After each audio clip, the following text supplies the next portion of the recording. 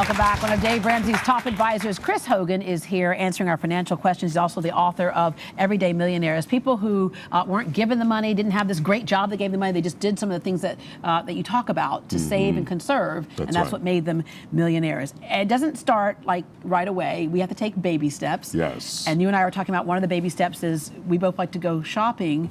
But what we'll do is walk around and put the stuff in the cart, right? And go, oh, look how pretty this is. Look how they, and then talk yourself out of it by the time you get to the cash register. That's right. Put it all back, right? I feel like I already got it. Well, it's so important for us to be able to follow recipes. Like, I love to cook.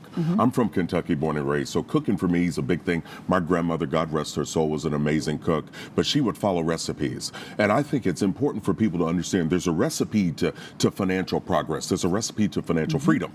We call them the baby steps. There's 7 of them. The first one is getting $1,000 saved, right? It's so important because life is going to happen. So if you don't have money, you end up reaching for debt, which is the opposite of what we want. So $1,000 in place is baby step number 1. Once you have that in place, you're going to move to baby step number 2. That's attacking your debt with the debt snowball.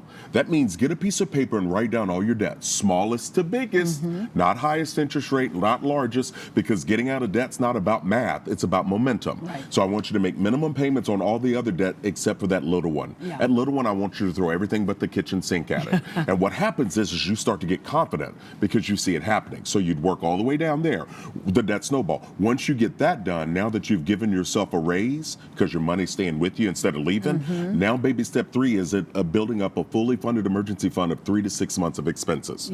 That's a big thing you want there. Now you've done those one at a time up to there, Deborah. Now once you get to that, you've got that emergency fund in place, you're going to do baby steps 4, 5, and 6 at the same time. Baby step 4 is investing 15% of your household income into 401ks, 403bs, things of that nature.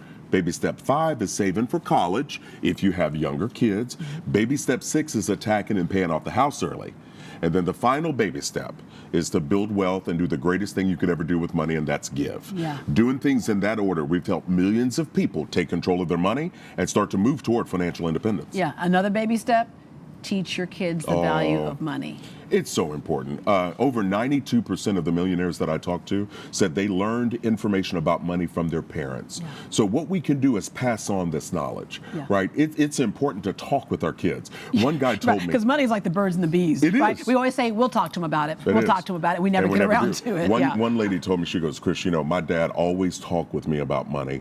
We'd have that conversation and he'd check with me. She said the best thing he ever did was he told me about his mistakes. He didn't preach to me. And I think that's so important for parents nowadays. Talk to your kids about the mistakes you made. What did you do wrong that you wish you could undo? That allows these young kids nowadays to learn. They've got more information at their fingertips than ever before. Let's talk with them, not at them.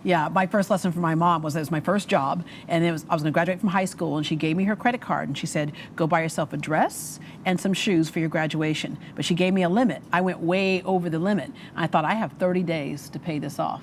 And I was saying that to the woman I bought the dress from, and she goes, you need a job? I said, yes, I do. And she goes, how about you can work here? And so it was my first job ever. And I thought, well, when's my check coming in?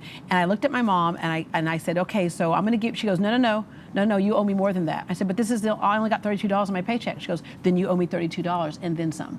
And I had to give her my entire paycheck. I go, well, how am I going to get to work? I don't have any gas money. She goes, you should have thought of that. Wow. So I had a friend come pick me up and take me to work. You had tough love. Oh, I had depression, baby, tough love, right?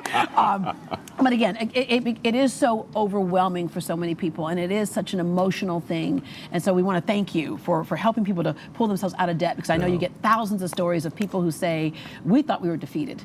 And you're right, chipping away at something. Finally, you come up for air, and then finally, you're on the diving board, right? You really are. You feel better.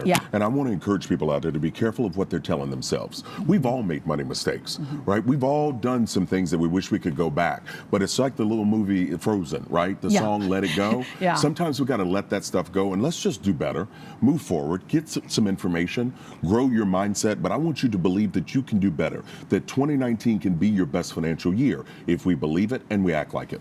All right. Give us the website again where we can go and get some tips on things? All things related to me, go to chrishogan360.com. That's chrishogan360.com. There's information on there about the book. There's information on there about my show where I take callers and answer questions, and also stuff on some blogs and videos. And of course your book, Everyday Millionaires, is encouraging as well. Thank you so much. Thank you so much. Good to be with you. We'll be right back.